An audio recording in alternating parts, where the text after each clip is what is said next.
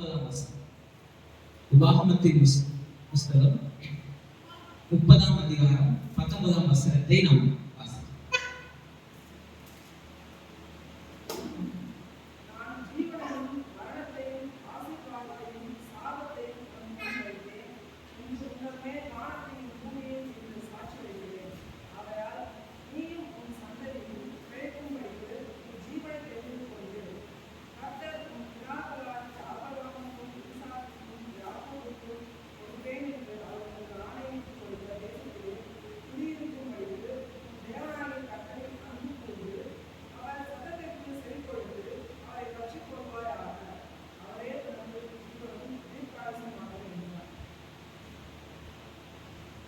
தேவனுடைய வார்த்தையினால் ஒரு மனிதன் நிறையும் பொழுது அவனுடைய வாழ்க்கையில எப்படிப்பட்ட காரியங்கள் நடைபெறும், எப்படிப்பட்ட ஆசீர்வாதங்கள் வரும் அப்படின்றதுதான் நம்ம தொடர்ந்து தியானித்து வருகிறோம். அதுல சில சத்தியங்களை நாம பார்த்துக்கிட்டே வரோம். ஒவ்வொரு சத்தியங்களாக பார்த்துக்கிட்டே வரோம். அதுல இப்போ வந்து இதனுடைய கிளைமேக்ஸ், அது மாதிரி இதனுடைய ஒரு முழுமையான ஒரு பகுதியை நாம பார்க்க ஆரம்பித்திருக்கிறோம். இந்த பகுதி பார்த்தீங்கன்னா தேவனிடத்திலிருந்து நாம எப்படி நன்மைகளை பெற்றுக்கொள்வது, என்னுடைய வாழ்க்கையில தேவன் எப்படி அற்புதங்களை செய்ய முடியும், நான் எப்படி அற்புதங்களை பெற்றுக்கொள்ள முடியும், என்னால அற்புதங்களை பெற்றுக்கொள்ள முடியுமா அப்படின்ற கேள்வி இருக்கலாம். என்னுடைய வாழ்க்கையில அற்புதம் நடக்குமா, நான் வந்து அதிசயங்களை பார்ப்பேனா, என் வாழ்க்கையில மாற்றங்களை நான் பார்ப்பேனா அப்படின்ட்டு அநேக சந்தேகங்கள் நமக்கு ஏற்படலாம். ஆனா நம்மளால முடியுமா, அது எப்படி முடியும் அப்படின்றதுதான் நம்ம பார்க்கணும். கடைசியில் மீட்புல இதெல்லாம் இருக்கு, மீட்பு என்னென்னலாம் செய்யும் அப்படின்றதுதான் நம்ம பார்த்து கொடுக்கிறோம். அதாவது ரியாலிட்டி ஆஃப் ரிடம்ஷன். ரியாலிட்டி என்ன, மீட்பு என்ன, மீட்பினுடைய நிச்சயம் என்ன, அற்புதங்களை பெற்றுக்கொள்வதற்கு நாம் தகுதியானவர்கள். இதான் அற்புதங்களை பெற்றுக்கொள்வதற்கு நாம் தகுதி உள்ளவர்கள் அப்படின்றத நமக்கு அறிவிப்பதுதான் மீட்பு. நமக்கு சில ஒரு டவுட் வரும், கடவுள் நல்லவரு, அவர் வல்லவரு, அவர் எல்லாவற்றும் செய்ய வல்லவரு, பெற்றுக்கொள்ள நான் தகுதியா, பெற்றுக்கொள்ள நான் வந்து சரியா அப்படின்ற ஒரு டவுட் இருக்கும். ஒருவேளை சப்போஸ் நம்ம எதிர்பார்க்கிற காரியமோ இல்ல கொஞ்சம் டிலே ஆகும் பொழுதோ இல்ல ஏதாவது வியாதி நேரங்களிலோ இது மாதிரியான சமயம் வரும்பொழுது நமக்குள்ளாக பிசாசான என்ன ஒரு எண்ணத்தை வச்சிருந்தான் அப்படின்னா, இது பெற்றுக்கொள்ற அளவுக்கு நாம தகுதி கிடையாது, இது வந்து என்னுடைய வாழ்க்கையில் நிறைவேற அளவுக்கு நான் இன்னும் என்ன பண்ணல, டெவலப் ஆகல அப்படின்ற ஒரு உள்ள அப்படின்ற காரியத்தை பிசாசான உள்ள வச்சிடறோம், இங்க இருதயத்துல வைக்கிறோம். இதை நம்ம என்ன பண்ணிடுறோம், இதுக்கு நம்ம இது கட்டுற மாதிரி, இது நம்ம சப்போர்ட் பண்ற மாதிரி நிறைய விஷயங்களை நம்மளே ஜோடிச்சு சேர்த்துக்கிட்டு என்ன பண்ணிடுறோம், அதுக்கு ஆமா அப்படின்னு ஒத்துக்கிறோம். ஆனா பரிசுத்த வேதம் என்ன சொல்லுது, நம்முடைய தகுதியை பார்த்து கடவுள் நம்ம உதவுகிறாரா, நம்முடைய தகுதியை பார்த்து நமக்கு எல்லாவற்றையும் செய்கிறாரா, நம்முடைய ரொம்ப நம்ம கரெக்டா இருக்கிறோம் அப்படின்றதுனாலதான் கடவுள் எல்லாத்தையும் செய்தாரா அப்படின்னு பார்த்தா நம்மளுடைய ரட்சிப்பே அப்படி கிடையாது அப்படின்றது நம்ம தெரியும். அப்ப இயேசு கிறிஸ்துவினுடைய அற்புதங்களை நிறைய பார்த்துட்டே வரும். இயேசு கிறிஸ்து அவருடைய அற்புதங்களை பெற்றுக்கொண்டவர்கள் மூலமாக தான் அற்புதம் நடந்துச்சு. இது வந்து உலகம் ஒரு விதத்துல போதித்தாலும் கிறிஸ்தவம் ஒரு வித்தியாசமான மார்க்கம். உலகம் என்ன சொல்லணும், உனக்கு ஒரு அற்புதம் நடக்கணும்னா நீ இந்த இடத்துக்கு போகும், இந்த பரிகாரத்தை சரி, இல்லை நீ அதை பண்ணு, அந்த இவரை பாரு, அவர்கிட்ட இருந்து ஒரு வல்லமை பெறப்பட்டு வந்து உனக்கு செய்யும், இல்லை நீ அந்த இடத்துக்கு போறதுனால சில விஷயங்களுக்கு மாற்றம் ஏற்பட்டு நடக்கும், இல்லை நீ செய்யற பரிகாரத்தினால உனக்கு அற்புதம் நடக்கும், ஒரு வாழ்க்கையில மாற்றம் ஏற்படும். இதுதான் உலகம் நமக்கு கற்றுத்தருது. ஆனா பரிசுத்த வேதம் என்ன கத்துறது, நீ போ, எங்கேயாவது போ, அந்த இடத்துக்கு போ, அங்கிருந்து வந்து ஒரு பெரிய பவர் வந்து உனக்கு விடுதலை தருது. இப்படியா வந்து நமக்கு பரிசுத்த வேதம் கொண்டு முடியுது அப்படின்னு பார்த்தா இல்லை. இங்க இயேசு கிறிஸ்து செய்த அற்புதங்கள் எல்லாமே அற்புதங்களை பெற்றுக்கொண்டவர்கள் அவர்கள் தான் என்ன பண்றாங்க, அற்புதங்களை நிறைவேற்றாங்க. இயேசு கிறிஸ்து என்ன செய்யறாரு, இதுக்கு அவங்க அற்புதங்களை பெற்றுக்கொள்வதற்கு தகுதியுள்ளவர்கள் அவங்களுக்கு நிரூபிக்கிறாரு. ஒவ்வொரு நீங்க பார்க்கிற ஒரே பேட்டர்ன் கிடையாது. அவர் வந்து கையில வெளியே ஓடல, இல்ல வந்து ஏதாவது ஒரு இது தண்ணியை ஊற்றிச்சு ஏதோ சம்திங் ஒரு பேட்டர்னை அவர் ஃபாலோ பண்ணவே இல்லை. ஒவ்வொரு அற்புதமும் ஒவ்வொரு விதத்துல நடைபெறுது, ஒவ்வொரு முறை நடைபெறுது. அவர்கள் கர்த்தர் மீது வைத்த விசுவாசத்தின் செயல் அற்புதங்களை பெற்றுக்கொள்ள அவருடைய வாழ்க்கையில உதவுச்சு. பேதுரு அவர் ரட்சிப்பின் நேரத்துல பாத்தீங்கன்னா மீன் பிடிக்கிறார். அவர் ஒரு மீனவர். மீனவர்களுக்கு மீன் எங்க இருக்குன்றது நல்லா தெரியும். இன்னைக்கு ஜிபிஎஸ் கருவிலாம் இருக்கு. நீங்க இந்த நிறைய இந்த மீன் பிடிக்கிற சேனல்ஸ் எல்லாம் இருக்கு. மீன் பிடிக்கிற அதெல்லாம் கூட இன்னைக்கு யூடியூப்ல சேனல்ஸ் இருக்கு. அதை போய் பாத்தீங்கன்னா அவங்க ஜிபிஎஸ் எல்லாம் வச்சு என்ன பண்றாங்க, மீன் பிடிக்கிறாங்க. ஆனா அதுலயே சில பழைய ஆளுங்க இருப்பாங்க, கொஞ்சம் ஏஜ்டு பர்சன். அவங்க பாத்தீங்கன்னா இந்த ஜிபிஎஸ் எல்லாம் கிடையாது, சும்மா அப்படி நின்றுட்டு போட்டு நின்றுட்டு அந்த தண்ணியுடைய ஓட்டத்தை அதனுடைய தொட்டு பார்த்து அதோட டெம்பரேச்சர் பிளஸ் அது எந்த திசையில ஓடுது அதனுடைய நிறத்துல லைட்டா அதை மாறுதல் வச்சு உள்ளுக்குள்ள இத்தனை அளவுல இவ்வளோ மீன் வந்து கூட்டம் வந்துருச்சு, மீன் கூட்டம் வந்துருச்சு, வந்துகிட்டு இருக்கு. இன்னொரு இப்போ வலை போட்டா அடுத்த ஒரு 2-3 மணி நேரத்துல மீன்கள்லாம் மாட்டிக்கும் அப்படின்ட்டு அந்த அளவுக்கு என்ன பண்றாங்க மீனவர்கள் அந்த இதுல தேறிடும். ஆனா பேருடைய சம்பவத்துல அவர் நைட்டு ஃபுல்லும் பிரயாசப்பட்டு மீன் கிடைக்கல. அப்படின்னா என்ன அர்த்தம், அந்த மீன் இப்போதைக்கு இல்லை, மீன் வராது அப்படின்றது கன்ஃபார்மா தெரிஞ்சிருச்சு. ஆனா இயேசு கிறிஸ்துவனுடைய வார்த்தையை விசுவாசித்து இவரால் அற்புதம் நடக்கும், இவர் சொன்னா நடக்கும்ன்றத ஏத்துக்கிறது ஒரு பக்கம். ஆனா அந்த இடத்துல பாத்தீங்கன்னா ஆகியும் உங்களுடைய வார்த்தையின்படியே நீ சொல்லிட்டீங்களா, சரி, இந்த விசுவாசம் இந்த காரியம் அவருடைய வாழ்க்கையில அற்புதங்களை பெற்றுக் கொடுத்தது. அற்புதங்களை பெற்றுக் கொள்வதற்கு நம்முடைய விசுவாசமும் அதன் மூலமாய் விசுவாசத்தின் செயலும் அற்புதத்தை நம்முடைய வாழ்க்கையில நாம் பெற்றுக் கொள்வதற்கு உதவும்.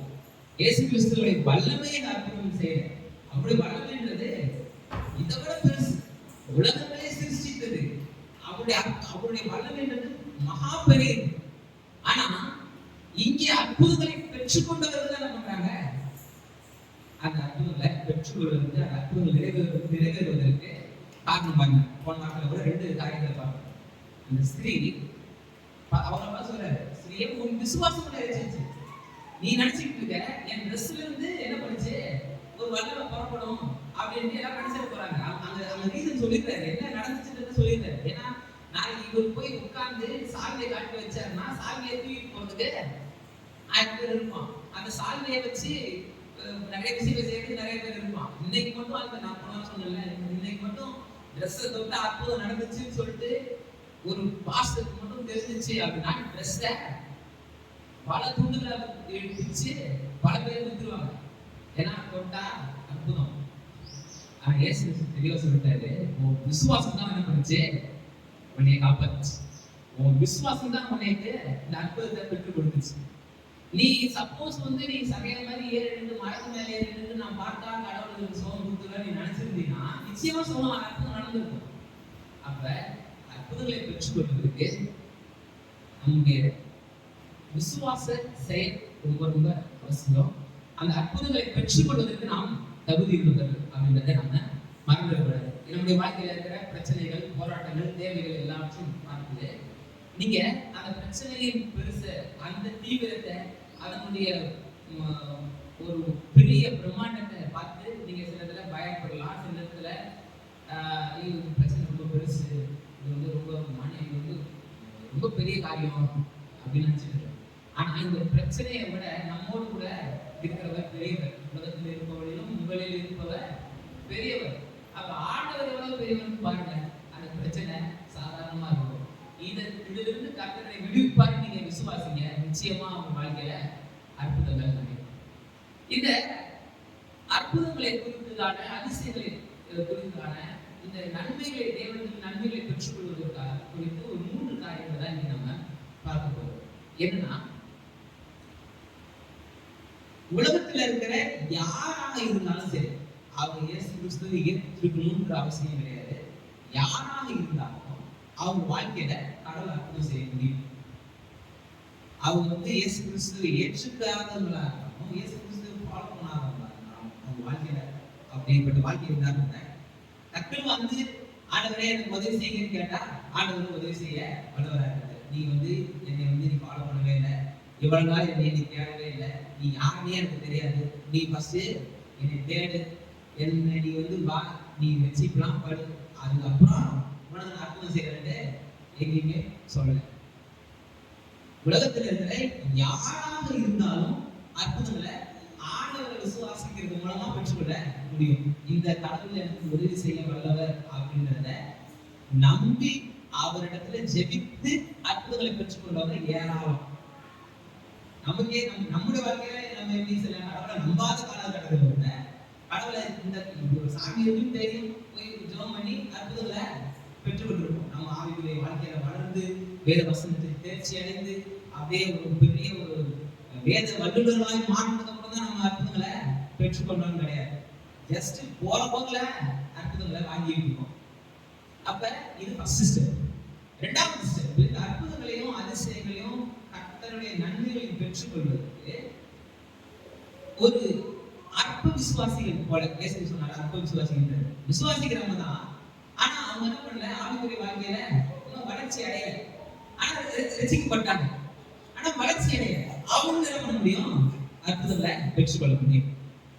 மூணாவது கேட்டகரி தான் நாம உண்மையான கர்த்தர் விரும்புகிற ஆள், கர்த்தர் எதிர்பார்க்கிற ஆள். யாருன்னா விசுவாச வீரர்கள், விசுவாசத்துல வல்லவர்கள். இவர்கள் தன்னுடைய வாழ்க்கையில அற்புதங்களை பெற்றுக்கொள்ள முடியும். எப்படி அப்படின்னா அவங்களாகவே. இரண்டாவது யாருடைய உதவியோடு கூட என்ன பண்ண முடியும்? அற்புதங்களை பெற்றுக்கொள்ள முடியும். ஒரு வேலை நேரத்துல, ஒரு ரொம்ப சோர்வா இருக்கிற நேரத்துல நம்ம என்ன பண்ண முடியும்? ஒருத்தருக்காக நீங்க ஜோம் பண்ணிக்கோங்க. ஒரு 4 பேர் சேர்ந்து இது பண்ணும்போது நம்ம ஒருத்தருக்காக ஒருத்தர் என்ன பண்ண முடியும்? பரிமாறி நம்முடைய பரிமாறி நம்ம ஒவ்வொருத்தருக்காக பரிந்து பேசி நம்ம ஜெபிக்க முடியும். அதெல்லாம் உங்களோட ஜெப குறிப்புகள்லாம் கேட்டு அதை வச்சு நம்ம பரிந்துரை செய்து ஜெபிக்கிறோம். பரிந்துரை ஜெபம்னே நம்ம வச்சிருக்கோம். ஏன் பரிந்துரை ஜெபம்?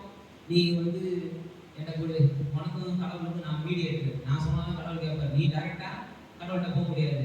அப்படி கிடையாது. அப்படி எங்கேயுமே வேதம் போதிக்கல. அப்படி எதுவுமே செய்ய முடியாது. உங்களால் டைரக்டா பெற்றுக்கொள்ள முடியும். ஆனா சில நேரத்துல நம்முடைய ஒரு ஒரு ஆவிக்குரிய இதுல நம்ம ஏன்னா நம்முடைய பிரச்சனைகள் தீவிரம், நம்ம படுற பாடுகள், நம்ம படுற கஷ்டம், அது நம்மள சில நேரத்துல என்ன பண்ணுது? கொஞ்சம் அப்படியே அடுத்திருக்கு. நம்மள கொஞ்சம் அப்படியே ஒரு டவுன்ஃபால் நேரம் கொண்டு போகுது. அந்த நேரத்துல ஒரு பூஸ்ட் பண்றதுக்கு, கை தூக்கி பிடிக்கிறதுக்கு, கரம் பற்றி கூட்டு போறதுக்கு நம்ம ஒருத்தருக்காக ஒருத்தர் என்ன பண்ண முடியும்? சேர்ந்து பரிந்துரை செய்து ஜெபிக்க முடியும். எனக்காக நீங்க ஜெபிக்கணும், உங்களுக்காக நானு ஜெபிக்கணும். இது கர்த்தர் இதுக்கு ஒரு கட்டமைப்பு வச்சிருக்கிறார். ஆனா கர்த்தரிடமிருந்து அற்புதங்களை பெற்றுக்கொள்வதற்கு இது மாத்திரம் தான் வழி கிடையாது. அற்புதங்களை பெற்றுக்கொள்வதற்கான ஒரே வழி ஸ்டேட் என்னது? நாமே டைரக்டா பண்ண முடியும், அற்புதங்களை பெற்றுக்கொள்ள முடியும். இது மூன்றுத்துக்கும் 3 வேத பகுதிகளை நம்ம பார்த்து நாம் நிறைவு செய்யணும். இப்ப முதலாவது, உலகத்துல இருக்கிற யாராக இருந்தாலும் சுகத்தையும் பலத்தையும் அற்புதங்களையும் பெற்றுக்கொள்ள முடியும். இதுல வித்தியாசமே இல்லை. ஏன்னா அவர் உலக ரட்சகர். அவர் சொல்றாரு, சர்வ சிருஷ்டிக்கும் போயிட்டு நீங்க பிரசங்கிங்க, அவங்களுக்கு வாழ்க்கை அற்புதங்களை நடப்பீங்க. விசுவாசிகள் நடக்கும் அதிகம் அடையாளங்களான அப்படின்னு லிஸ்டே இருக்கு. ஊழியக்காரங்க போடல. ஒரு பெரிய வரம் பெற்ற தேவதாசர்களால் நடைபெறும் அடையாளங்கள் வேத வசனம் போதிக்கிறது. விசுவாசிகளால் நடைபெறும் அடையாளம். யாரெல்லாம் கடவுளை விசுவாசிக்கிறீங்களோ நீங்க உங்க பகுதியில, உங்க குடும்பங்கள்ல அற்புதங்களை செய்ய முடியும். கர்த்தர் அப்படிதான் வச்சிருக்கிறாரு, அதுதான் செய்யறாரு. ஏன்னா அற்புதங்களை செய்யறது நாம கிடையாது, அற்புதங்களை நடப்பிக்கிறது கர்த்தர். உலகத்துல இன்னைக்கு யாராக இருந்தாலும் சரி, எவ்வளவு பெரிய ஊழியக்காரனாக இருந்தாலும் சரி, அற்புதங்கள் அவங்க செய்யல, அவங்க கரத்துல இருந்து வரல, அவங்க அதை இது பண்ணல. கர்த்தர் தான் செய்யறாரு. கர்த்தர் தான் அந்த அற்புதத்தை நடத்தி கொடுக்குறாரு. கடவுள் தான் அதை செய்யறாரு. அப்ப கடவுளை காமிச்சு கொடுக்க வேண்டியதுதான் ஊழியக்காரங்களோட வேலை, ஊழியத்தினுடைய வேலை. அப்ப எதுக்கு நீங்க இருக்கீங்க? நீங்களே டைரக்டா பண்ண முடியும், அப்ப நீங்க எதுக்கு இருக்கீங்க அப்படின்னு எவ்வளவு வரலாம். இவர் ஒருத்தர் இருக்கிறாரு, இப்படி ஒருத்தர் இந்த வெளியில போங்கன்னு காமிச்சு கொடுக்கறதுதான் ஊழியர்களுடைய வேலையா இருக்கு. அதுதான் தவிர இதுல மீடியேட்டர்னு ஒண்ணு கிடையவே கிடையாது. நீ என்னவா, நான் உனக்காக கடவுள்கிட்ட கருத்து பேசுறேன், உனக்காக நான் பார்க்கிறேன், நீ டைரக்டா கடவுளை அப்ரோச் பண்ண முடியாதுன்னு எதுவும் கிடையாது. ஒரு வசனத்தை நம்ம வாசிக்கலாம். மத்தேயு சுவிசேஷம் 15ஆம் அதிகாரம். இது அதாவது ஒரு ப்ராப்ளமேட்டிக் வேர்ஸ்னு சொல்லலாம். ப்ராப்ளமேட்டிக் வேர்ஸ்னா கிறிஸ்தவத்துல சில வசனங்களை எதிர்த்து கேள்வி வைப்பாங்க. இந்த வசனத்துல இப்படி இருக்கு, ஏன் இப்படி நடந்துச்சு, இப்படி ஒரு காரியம் ஏன் நடந்துச்சு, இது ஏன் இப்படி அப்படின்ட்டு சில விஷயங்களை கேட்கறதுக்கு ஆளுநர்கிட்ட கேட்பாங்க. அப்படிப்பட்ட அவர்களுக்கு ஏற்ற ஒரு வசனம் தான் இந்த இந்த ஒரு வேத பகுதி. மத்திய 15ஆம் அதிகாரம் 21ஆம் வசனத்திலிருந்து நாம் வாசிக்கிறோம். அவ்விடமிட்டு புறப்பட்டு தீரு சீதோன் பட்டணங்களின் திசைகளுக்கு போனார். அப்பொழுது அந்த திசைகளில் குடியிருக்கிற கானானிய ஸ்திரீ ஒருத்தி அவரிடத்தில் வந்து, ஆண்டவரே, தாவீதின் குமாரனே, எனக்கு இறங்கும், என் மகன் பிசாசினால் கொடிய வேதனைப்படுகிறார் என்று சொல்லி கூப்பிட்டாள். அவளுக்கு பிரதித்திரமாக அவர் ஒரு வார்த்தையும் சொல்லவில்லை. அப்பொழுது அவருடைய சீஷர்கள் வந்து, இவள் நம்மை பின்தொடர்ந்து கூப்பிடுகிறாளே, இவளை அனுப்பிவிடும் என்று அவரை வேண்டிக் கொண்டார்கள். அதற்கு அவர், காணாமற் போன ஆடுகளாகிய இஸ்ரவேல் வீட்டாரிடத்திற்கு அனுப்பப்பட்டேன் என்று மற்றபடி அல்ல என்றார். அவள் வந்து, ஆண்டவரே, எனக்கு உதவி செய்யும் என்று அவரை பணிந்து கொண்டாள். அவர் அவரை நோக்கி, பிள்ளைகளின் அப்பத்தை எடுத்து நாய்க்குட்டிகளுக்கு கொடுக்கிறது நல்லதல்ல என்றார். அதற்கு அவள், மெய்தான் ஆண்டவரே, ஆகிலும் நாய்க்குட்டிகள் தங்கள் எஜமான்களின் மேஜையிலிருந்து விழும் துணிக்கைகளை தின்னுமே என்றாள். இயேசு அவளுக்கு பிரதித்திரமாக, ஸ்திரீயே, உன் விசுவாசம் பெரிது, நீ விரும்புகிறபடி உனக்கு ஆக கடவுது என்றார். அந்நேரமே அவள் மகள் ஆரோக்கியமானாள். இப்ப இந்த சம்பவத்துல பாருங்க, அந்த பெண் யாரு? ஒரு கானானிய ஸ்திரீ. இந்த கானானைட்ஸ் பாத்தீங்கன்னா மிக கொடூரமானவர்கள் வரலாற்று ரீதியாக. அதாவது எந்த அளவுக்கு கொடூரமானவர்கள் அப்படின்றத நீங்க போய் படிங்க, கொஞ்சம் இதெல்லாம் போயிட்டு சர்ச் பண்ணி படிங்க. சொல்ல விரும்பல, அந்த அளவுக்கு ரொம்ப ஒரு கொடூரமான ஒரு இனக்குழுக்களாக இருந்த மக்கள். அதனாலதான் அவர்களுடைய அக்கிரமங்கள் நிறைவாகி அவளை ஒழிச்சு தள்ளிட்டு கடவுள், அதாவது கர்த்தருடைய பிள்ளைகளுக்கான இடம் அந்த யூத தேசம், யூத மக்கள் இருந்த தேசம் இருக்கு. மெல்கிசேதேக்கின் முறைமையின்படி சாலேமின் ராஜா, எருசலேமுடைய ராஜா தான் மெல்கிசேதேக். அதனால அப்பவே கானானியர்களுக்கு முன்பாகத்துல இருந்தே அவங்க இருந்தாங்க தான். அதுக்கப்புறம் கானானியர்கள் குடியேறாங்க. அதுக்கப்புறம் திருப்பியும் அவங்கள புறத்திட்டு கர்த்தர் தம்முடைய ஜனங்களை அங்க குடியேறாரு. இப்படிப்பட்ட கானானிய ஸ்திரீ. இப்ப இந்த விஷயம் டைரக்டா நம்ம இருக்கலாம், அற்புதம் கேட்டவொடனே அற்புதம் நடந்திருக்கு. இங்க விஷயம் கேட்டா அந்த பெண்ணோட விசுவாசம் பெருசு. இது கடவுளுக்கு நல்லா தெரியுது, இந்த பெண்ணுடைய விசுவாசம் ரொம்ப பெருசு அப்படின்றது ரொம்ப கிளீனா தெரியுது. இங்க விஷயம் என்னன்னா, அங்க இருந்த யூதர்கள் இருக்காங்கல்ல, அவருடைய சீஷர்கள் உட்பட எல்லாரும் யூதர்கள், இவங்களுக்கு சில காரியங்களை கற்றுத்தரணும். அதுக்காக தான் இந்த சம்பவம் நடந்தது. இப்படிப்பட்ட ஒரு காரியம் நடைபெறுது. என்ன விஷயம் பார்த்தீங்கன்னா, இந்த யூதர்கள் பொதுவாகவே அவங்க தான் கடவுளுடைய பிள்ளைகள், மற்றவங்கன்னா கடவுளுடைய பிள்ளைகள் அப்படின்றது மாத்திரம் இல்லை, மனுஷனாவே மதிக்க மாட்டாங்க. நீங்க என்ன சொல்றது, ஸ்கெச்சஸ் ஆஃப் ஜீசஸ் லைஃப்ன்றதுல அதுல என்ன எழுதிட்டாங்கன்னா, யூதர்கள் அல்லாதவரை கடவுள் எதுக்கு படைச்சாருன்னா, நரகத்துல விறகா பயன்படுத்துறதுக்கு தான் என்ன பண்ணிட்டாங்கன்னா கடவுள் என்ன பண்ணிட்டாரா மற்ற ஜனங்களை படைச்சிருக்காரு அப்படின்றது அவங்களுடைய நம்பிக்கை, அப்படின்றது அவங்களுடைய விசுவாசம்.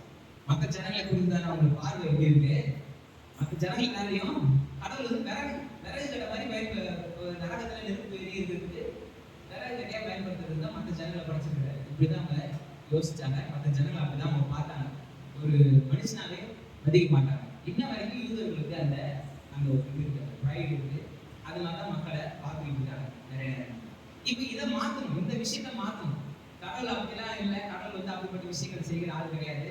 கடவுள் நரகன்றதே மனிதர்களுக்கான உண்டாக்கப்பட்டதல்ல, அது விழுந்து போன தேவ தூதர்களுக்காக. ஆனா மனிதர்கள் என்ன பண்றாங்க, அந்த ஃபாலோ பண்ணிட்டு என்ன பண்ணிடுறாங்க, அந்த போயிட்டு விழுந்துடுறாங்க. அதுக்காக அவங்கள ரட்சிப்பதற்காக தான் என்ன பண்றோம், இந்த சுவிசேஷத்தை அறிவிக்கிறோம். போய் நித்திய அழிவுல போகாம நித்திய வாழ்வுக்குள்ளாக போகணுன்றதுக்காக சுவிசேஷத்தை அறிவிச்சுட்டு எல்லாம் பண்றோம். இங்க இந்த அம்மா பயங்கரமான ஒரு விசுவாசத்துல இருக்காங்க. இப்ப இந்த யூதர்களுக்கு என்ன பண்ணணும், கற்றுத்தரணும். ஏன்னா நம்ம நினைக்கலாம் புதிய ஏற்பாட்டு காலகட்டத்தில் தான் இதெல்லாம் நடந்துச்சு அப்படின்னு. ஆனா வசனம் சொல்றது ஆமோஸ் 9:7 இந்த வசனத்தை வாசிங்க. ஆமோஸ் தீர்க்கதரிசி புத்தகம் 9ஆம் அதிகாரம் 7ஆம் வசனம்.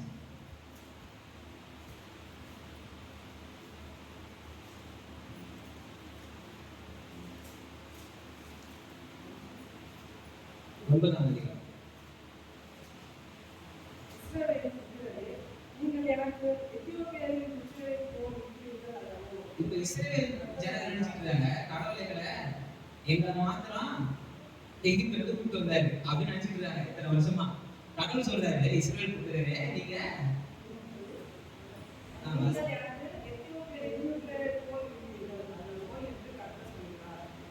நான் இஸ்ரவேலை எகிப்து தேசத்திலிருந்தும் பெலிஸ்தியரை கப்தோரிலிருந்தும் இப்ப இஸ்ரேல எகிப்துல இருந்து கூப்பிட்டு வந்த அந்த கதை நமக்கு தெரியும். யாத்திராமத்தின் புஸ்தகத்துல இருக்கு, அதனால நமக்கு தெரியுது. அப்ப இந்த பெலிஸ்தியரை நாம என்ன நினைச்சிட்டு இருக்கோம்? கடவுளுடைய பிள்ளைகளே இல்ல, அவங்களுக்கும் கடவுளுக்கும் சம்மந்தமே இல்ல, அவங்களுக்கும் கடவுளுக்கும் அவங்க வேற கடவுள் வேற போல இருக்கு, இஸ்ரவேல் ஜனங்கள் மாத்திரம் தான் கடவுள் முடிவிச்சாரு அப்படின்னு நம்ம நினைச்சிட்டு இருக்கோம். ஆனா இங்க என்ன தெளிவா போட்டுருக்கு? இஸ்ரவேல எகிப்துல இருக்கணும், பெலிஸ்தியரை கப்தோரில் இருக்கணும். சீரியை தீரிலிருந்து கொண்டு வரவில்லையோ? இப்ப இது மாதிரி உலகம் முழுக்க செஞ்சிருக்கிறாரு வேலையை. உலகத்துல எந்தெந்த இனக்குழுக்கள் அடிமைப்படுத்தப்பட்டு ஒடுக்கப்பட்டு அவங்க நசுக்கப்பட்டு அவர்களுக்கு விடுவிப்பார் யார் இல்லைன்னு கடவுளை நோக்கி கூப்பிடும் பொழுது அவருடைய வாழ்க்கையில கடவுள் உதவி செஞ்சிருக்கிறாரு.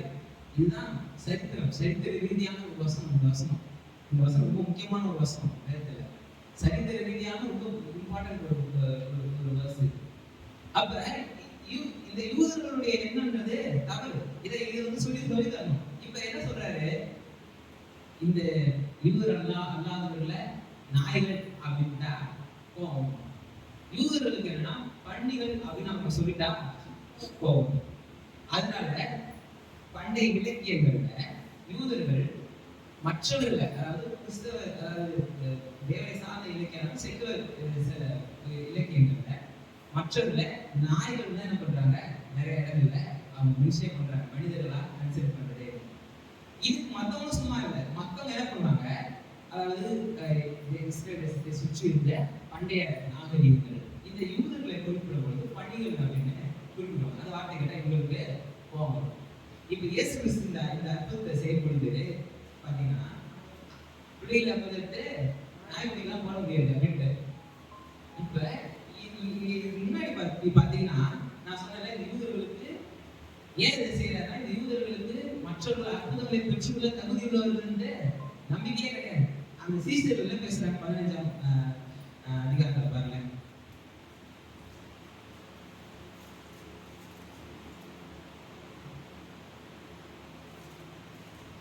சீசர்கள், அவருடைய சீசர்கள், 23ஆம் வசனம், அவருடைய சீசர்கள் வந்து இல்ல அடுத்த பகுதி,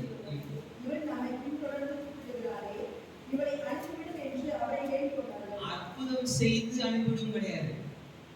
இவருக்கு ஆண்டவரே இந்த அம்மா ரொம்ப நேரம் கஷ்டப்பட்டு கூப்பிட்டுட்டே வராங்க, இவங்களுக்கு ஏதாவது உதவி செய்யணும்னு ரெக்கமெண்ட் பண்ணலைங்க.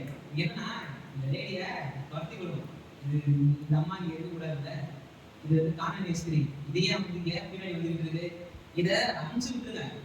இதெல்லாம் வந்து பாருமா வந்துருந்தா உனக்கு அற்புதங்கள் நடைபெற முடியாது, இதை நான் செய்ய போறது கிடையாது, நீ அற்புதங்களை பெற்றுக்கொள்ள தகுதி உள்ளவர் இல்லை அப்படின்றத தெளிவா சொல்லி மண்டையில உரைக்கிற மாதிரி சொல்லி அமுச்சு விட்டுரும். ஆண்டவரே இதுதான் உங்க ஜபம், இதுதான் உங்களுடைய ரெக்வஸ்ட் ஆண்டவர்கிட்ட.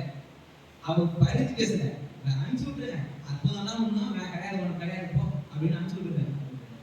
இப்ப பிரச்சனை யாருக்கு? இங்க அற்புதம் வந்து அந்த அம்மாவுக்கு கிடையாது, இவங்களுக்கு தான் அற்புதம். இங்க என்னன்னா பிரச்சனை, அந்த அம்மா தெளிவா இருக்கிறாங்க, நான் அற்புதத்தை பெற்றுக்கொள்ள தகுதி உள்ளவள், என்னுடைய வாழ்க்கையில கடவுள், இந்த கடவுள் என்னுடைய வாழ்க்கையில அற்புதங்களை செய்ய தகுதி, அதாவது அவர் விரும்புகிறாரு, நான் அற்புதங்களை பெற்றுக்கொள்ள நான் தகுதி உள்ளது நம்ம ரொம்ப தெளிவா இருக்கிறாங்க. இப்ப சரி செய்ய வேண்டிய ஆள் யாரு? இவங்க தான். அதனாலதான் என்ன பண்றாரு, கொஞ்சம் அவங்க கூடயே போற மாதிரி போய் கடைசியா விசுவாசம்,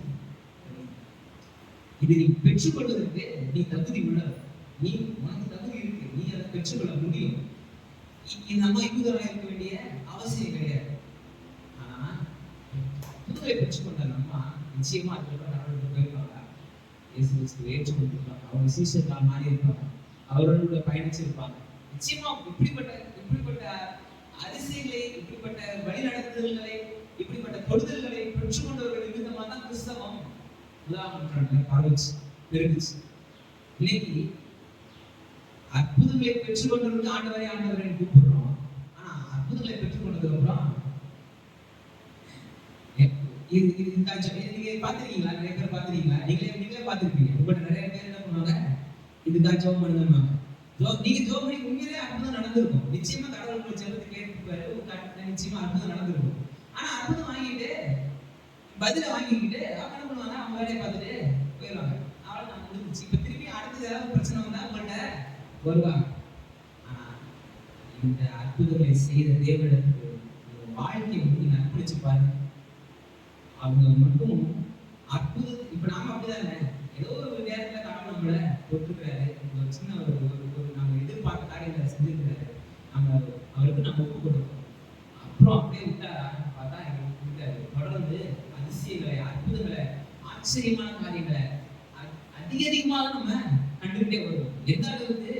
கிறிஸ்துவின் அளவுக்கு தக்கதாய் நாம் பூரணராய் மாறும் அளவுக்கு நாம வெகுளியை கொண்டே போவோம். கிறிஸ்து எப்படி இருக்கிறாரோ அதே அளவுக்கு நம்மள கொண்டு போகணுமா, அந்த அளவுக்கு நம்ம ஆவிக்குரிய வாழ்க்கையில வளர்ச்சி அடைஞ்சுக்கிட்டே போகணுமா. அப்படிப்பட்ட நிலை தான். அப்ப அற்புதங்களை பெற்றுக்கொள்வதற்கு ஒரு மிதகாலமா ஒரு பாரம்பரியத்தில இருந்து சத்தியத்தில இருந்து அற்புதங்களை பெற்றுக்கொள்ள முடியாது. யாரால என்ன பண்ண முடியும்? இயேசு கிறிஸ்துவை விசுவாசிக்கிறது மூலமாவே என்ன பண்ண முடியும்? அற்புதங்களை பெற்றுக்கொள்ள முடியும். நீங்க நூற்றுக்கு அதிபதி இருக்காங்க, அவர் சம்பளத்தை வாங்கி பாத்தீங்கன்னா அவர் சொல்றாரு, என் வேலைக்காரன் மன அவஸ்தைப்படுறான். நீங்க இங்க இருந்து ஒரு வார்த்தை சொல்லும், அவன் அங்க சொஸ்தமாயிடுவான். அதுக்கு சொல்றாரு, நான் போறான், நான் வரான், எனக்கு என் சொல்லுக்கு நிறைய பேர் கட்டுப்படுறாங்க. இதெல்லாம் மாம்சீகமா என் சொல்லுக்கு நிறைய அதிகாரம் இருக்கு. ஆனா ஆவிக்குரிய மண்டலத்துல உங்களுடைய வார்த்தைக்கு அதிகாரம் இருக்கு. அதான் இஸ்ரவேலருக்குள்ள இப்படி ஒரு விசுவாசத்தை நானு பார்க்கல அப்படின்னு இயேசு கிறிஸ்து சொல்றாரு. இஸ்ரவேலருக்கே இப்படிப்பட்ட இது கிடையாது. ஏன்? எபிரு யாரு? ஜெபாயா தலைவர். அவர் என்ன சொல்றாரு? வீட்டுக்கு வந்து தொட்டாதான் அற்புதம் நடக்கும். நீங்க ஆண்டவரே நீங்க சொல்லுங்க அந்த அற்புதம் நடக்கும். அந்த அளவுக்கு ஆவிக்குரிய வளர்ச்சி இல்ல. இத்தனைக்கும் பாஸ்டர் அப்படிதான் போட்டிருக்கு. ஜெபாயா தலைவர் தானே போட்டிருக்கு. ஜெபாயா தலைவர் டைரக்டர் ஆஃப் த சினகாக். அவரு அற்புதங்களை பெற்றுக்கொள்வதற்கு ஆண்டவரே நீ வாங்க, ஐயோட வாங்க அப்படின்னு என்ன பண்றாரு? அவசரமா கூட்டு போயிட்டு இருக்காரு. இங்க ஒரு யூதர் அல்லாத ஒரு ரோம போர் சேவை நூற்று கருதுக்கு என்ன சொல்றாரு? நீ சொல்லலாம் ஆண்டவரே, நீ வரலாம் தேவை, நீ இங்க சொல்ல, உன் வார்த்தைக்கு வளம் இருக்கு. ஏன்னா என் வார்த்தைக்கே வளம் இருக்கு அப்படின்றாரு. அது கம்பேரிசன் பாருங்க. நீ எவ்வளவு பெரிய ஆண்டவர், என் வார்த்தைக்கு வளம் இருக்கு. நான் சொன்ன போனா ஒரு 100 பேர் போறான், 100 பேரு வரா, என் வார்த்தைக்கு அதிகாரம் இருக்கு. அப்ப எனக்கே எவ்வளவு அதிகாரம் இருக்குன்னா இந்த சர்வத்தை சிருஷ்டித்த உனக்கு எவ்வளவு அதிகாரம் இருக்கும். ஆனா நீங்க வரலாம் தேவையில்லை, நீங்க சொல்லுங்க, என் வேலைக்காரன் என்ன ஆயிடுவான், சரி. இதுதான் அப்ப கம்பேரிசன் பாருங்க. இப்படிப்பட்ட ஒரு ஆவிக்குரிய வளர்ச்சிக்கு உதாரணம் அவசியம் கிடையாது. அற்புதங்களை பெற்றுக்கொள்ள முடியும். கிறிஸ்தவரா இருக்கணும்னு அவசியம் கிடையாது. ஆனா அற்புதங்களை பெற்றுக்கொள்ளும். அற்புதங்களை பெற்றுக்கொண்டு அவர் நன்மைகளை பெற்றுக்கொண்டு அவருக்கு நம்ம வாழ்க்கையை அர்ப்பணிக்கும் பொழுது, அந்த முடிவை எடுக்கும் பொழுது, அதை நோக்கி நீங்க போகும் பொழுது பெரிய மாற்றத்தை, பெரிய அதிசயங்களை நாம என்ன பண்ண முடியும்? பார்க்க முடியும். இதுதான் முதலாவது. இரண்டாவது, ஆவிக்குரிய வளர்ச்சி. விசுவாசத்துல பலவீனமா இருக்கிற நேரத்துல சத்தியம் செய்ய விலகல நான் எப்படி நான் இப்படிப்பட்ட அற்புதங்களை மீட்பி அந்த சாட்சிகளை நான் எப்படி பெற்றுக்கொள்வதுன்னா ஒருத்தராய் ஒருத்தர் என்ன பண்ண முடியும்? ஜெபம் பண்ண முடியும். ஆனா இப்படிதான் கர்த்தர் ஒரு பேட்டர்ன் வச்சிருக்கிறாருன்னு கேட்டா கிடையாது. இதுக்கு வசனம் பார்த்தீங்கன்னா யாக்கோபின் நிருபம் 5ஆம் அதிகாரம் 14ஆம் வசனத்தை வாசிங்க. யாக்கோபின் நிருபம் 5ஆம் அதிகாரம் 14ஆம் வசனத்தை வாசிங்க.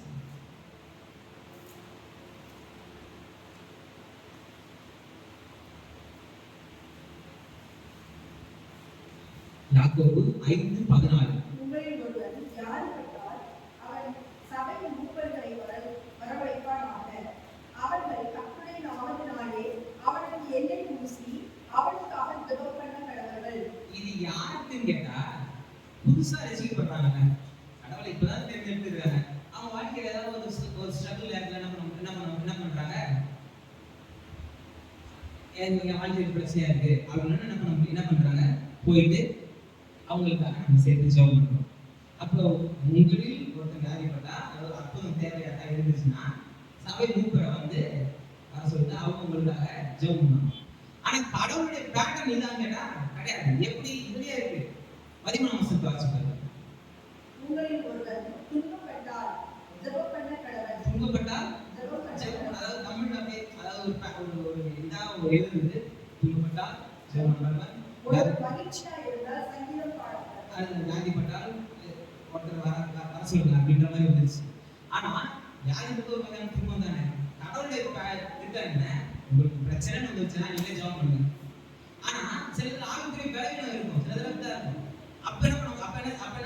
என்ன பண்ணணும்? சபையில கொஞ்சம் மற்றவர்களிடத்துல சொல்லி நமக்கு எங்களுக்காக நீங்க ஜெபம் பண்ணுங்க அப்படின்னு நம்ம ஒருத்தருக்காக ஒருத்தர் ஜெபம் பண்ணிக்கிறது தப்பே கிடையாது. அது ஆவிக்குரிய வளர்ச்சி இல்லைன்னு கிடையாது. ஆனா கடவுள் இப்படிதான் செயல்படுறாருன்னு கிடையாது. எனக்கு அற்புதம் வேணும்னா நான் இன்னொருத்தரை சொல்லி அவங்க வந்து ஜெபம் பண்ணி தான் எனக்கு அற்புதம் நடைபெறும்ன்றது கிடையாது. இது ஒரு ஆரம்ப கட்ட விசுவாசம்.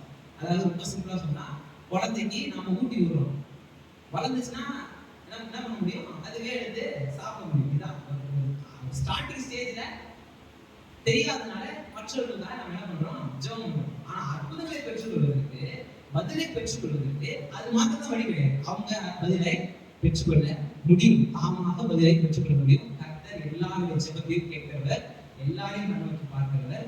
உலகத்துல இருக்கிற ஒவ்வொருத்தருக்கும் கர்த்தர் என்ன பண்றாரு? பதிலளிக்க அவர் சித்தம் உள்ளவராய், விருப்பம் உள்ளவராய் இருக்கிறார். நாம நமக்காக ஜெபம் பண்ணணும் அப்படின்றதுதான் இங்க விஷயம். இன்னும் நிறைய வேத வசனங்கள் நிறைய நம்ம அடுத்த பகுதிக்கு நேரம் நம்ம போகலாம். ஏன்னா தேவ ஆவியானவர் அப்படியே என்ன பேசணும்னு என்ன தேவனுடைய ஆவியானவருக்கு அடையாளம், அந்த அடையாளத்திற்காக என்ன பேசுறது. அப்ப நமக்குள்ள ஆவியானவர் இருக்கிற ரோமர் 8ஆம் அதிகாரம் 11ஆம் வசனத்தை பார்த்தீங்கன்னா, ஆவியானவர் நமக்குள்ள இருக்கிறாரு, நமக்காக வேண்டுதல் செய்யறாரு. நாம அவரை பெற்றுக்கொண்ட நிமித்தம் நம்ம அற்புதங்களை பெற்றுக்கொள்ள முடியும் அப்படின்றது நமக்கு தெளிவா போச்சு. மூணாவது விசுவாசிகள். விசுவாசத்துல இருக்கிறவர்கள், கர்த்தரை ஏற்றுக்கொண்டவர்கள் எப்படி அற்புதங்களை பெற்றுக்கொள்வது? இதுதான் கரெக்டான பாதை. ஃபர்ஸ்ட் யாரும் அற்புதங்களை பெற்றுக்கொள்ளலாம். ரெண்டாவது கொஞ்சம் பலவீனமா இருக்கிறவங்களும் அற்புதங்களை பெற்றுக்கொள்ளலாம். நீங்க அதிசயங்களை பெற்றுக்கொள்வதற்கு இப்படிப்பட்ட ஒரு கிரைட்டீரியா இருந்தாதான் அதிசயங்களை வாழ்க்கையில பெற்றுக்கொள்ள முடியும் கிடையாது. அதிசயத்தை பெற்றுக்கொள்ளலாம். இல்லை இன்பிட்வீன் விஜய் பண்ணிட்டேன், ஆனா இப்பதான் ஸ்டார்டிங் குழந்தைகளா இருக்கிறேன் போல சொல்றாங்க, குழந்தைகளை போல இருக்கிறீங்க அந்த மாதிரி ஸ்டேஜ்ல இருந்தாலும் அற்புதங்களை பெற்றுக்கொள்ளலாம். ஆனா கர்த்தருடைய விருப்பம் என்றது இங்கே பாருங்க. 1 பேதுரு புத்தகம் 2ஆம் அதிகாரம் 24ஆம் வசனம்.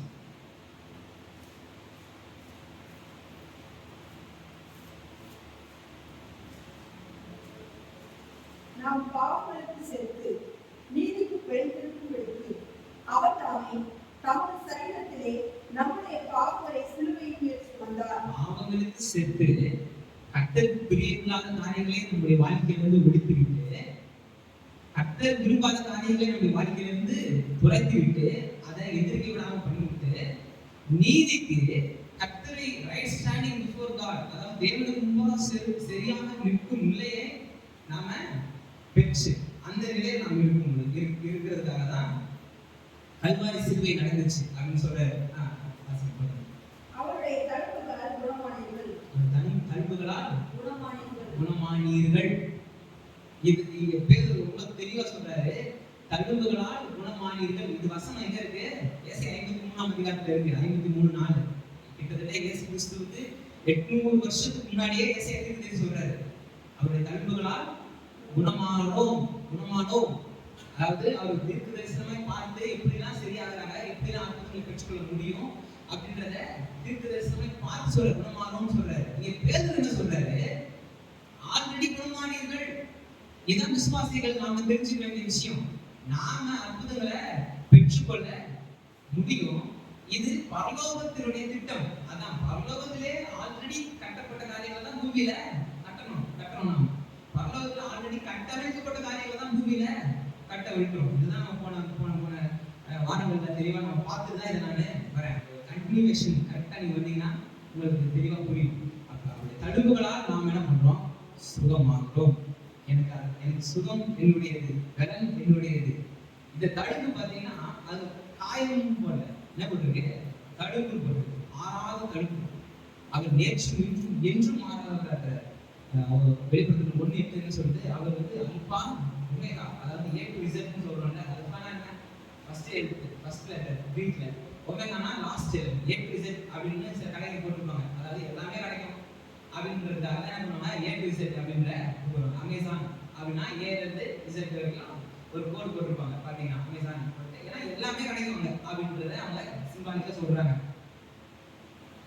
அந்த A to Z பாத்தீங்கன்னா ஒரு சின்ன ஒரு ஸ்மைல் மாதிரி ஒரு கோடு மாதிரி போட்டு அம்புலி போட்டுச்சிருப்பாங்க.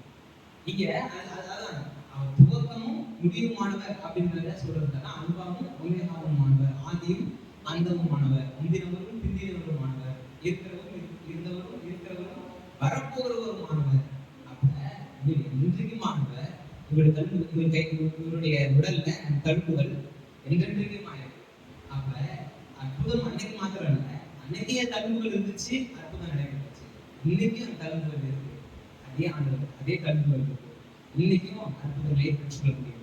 இன்னும் பல ஆயிரம் வருஷம் இந்த பூமி இருந்தாலும் அந்த ஜனம் என்ன பண்ண முடியும்? அற்புதங்களை பெற்றுக்கொள்ள முடியும். ஏன்னா அவர்களுக்காக தான் அந்த ரத்தத்தை சிந்திருக்கிறார், அவர்களுக்காக தான் மீட்பை ஏற்படுத்தியிருக்கிறார். அப்ப கர்த்தரை நாம் ஏற்றுக்கொண்டு அவருடைய பிள்ளைகளாக மாறி அவர் எனக்காக வைத்திருக்கிற நன்மையை என்ன பண்ண முடியும்? பெற்றுக்கொள்ள முடியும். என்னுடைய வாழ்க்கையில அப்ளை பண்ண முடியும். இதுதான் இவ்வளவு உதாரணங்களை பார்க்கணும், இவ்வளவு அற்புதங்களை பார்க்கணும், இவ்வளவு விஷயங்களை நம்ம பார்க்கணும், அநேக அற்புதங்களை பெற்றுக்கொண்ட காரியங்களை பார்க்கணும். அவருடைய விசுவாசம் அற்புதங்களை அவருடைய வாழ்க்கையில நிறைவேற்றுச்சு. மீட்பின் ரியாலிட்டி தான். மீட்பின் ரெண்டு சைடு சொன்னேன். ஒண்ணு லீகல் சைடு, ரெண்டாவது வைகல் சைடு. லீகல் சைடுன்றது அவர் செஞ்சு முடிச்சிட்டார், சட்ட ரீதியா அவர் எல்லாவற்றையும் செஞ்சு முடிச்சிட்டார். அற்புதங்களை பெற்றுக்கொள்வதற்கு, பதிலை பெற்றுக்கொள்வதற்கு நமக்கான வழியை அவர் லீகலா எல்லாவற்றையும் ஏற்படுத்திட்டார். நாம செய்ய வேண்டியது என்ன? அவர் விசுவாசிச்சு இவர் அற்புதங்களை செய்வார் அப்படின்றத நம்பி நாம் அவரை விசுவாசிச்சு நம்முடைய வாழ்க்கையில நாம் எடுத்து வைக்கிற ஒவ்வொரு அடியும், நாம எடுக்கிற முயற்சியும், நாம் எடுக்கிற முடிவுகளும் நம்முடைய வாழ்க்கையில பெரிய அதிசயங்களை நாம் பார்க்க தெரிவிச்சு. நிச்சயமா பெரிய காரியங்களை நாம அனுபவிக்க முடியும், பெரிய அதிசயங்களை நாம இது பண்ண முடியும். ஏன்னா அற்புதங்களை செய்கிற ஆண்டவர் இன்னைக்கு நம்ம மத்தியில இருக்கிறார். என்ன காரியத்துக்கு ஜெபம் பண்றீங்க, அந்த காரியங்களுக்கு பதில பெற்றுக்கொள்ள முடியும். ஃபர்ஸ்ட் நாம தகுதியுள்ளவர்களை எப்போதுமே நீங்க மறந்துடக்கூடாது. அதை நீங்க எப்போதுமே கரெக்டா நீங்க மனதில் நிறுத்திக்கணும். நீங்க ஜெபம் பண்ணுங்க, நிச்சயமா கடவுள் வாழ்க்கையில பெரிய அதிசயங்களை செய்ய வல்லவர் நம்மளுக்கு இருக்கு.